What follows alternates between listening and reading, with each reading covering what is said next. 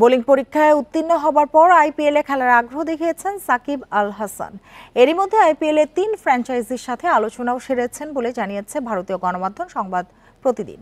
সংবাদ প্রতিদিনের মতে Royal Challengers Bengaluru, Rajasthan Royals ও সানরাইজার্স হায়দ্রাবাদের সাথে যোগাযোগ করেছেন সাকিব।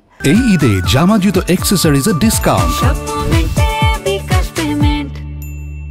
মাঠের লড়াইয়ে ফিরতে প্রস্তুত সাকিব, এমনটাই জানানো হয়েছে প্রতিবেদনে।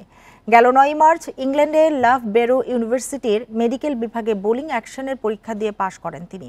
ফলে বোলিং করতে আর কোনো বাধা নেই টাইগার অলরাউন্ডারের। এর আগে গেল বছর সাকিবের বোলিং অ্যাকশন নিয়ে সন্দেহ ওঠায় ডিসেম্বরে তার বোলিংয়ে নিষেধাজ্ঞা দেয় আইসিসি। এদিকে শনিবার সন্ধ্যায় নিজের ফেসবুক পেজে জুয়ার কোম্পানি 1xBet এর বিজ্ঞাপন দিয়ে আবারও নতুন করে আলোচনায় এলেন সাকিব।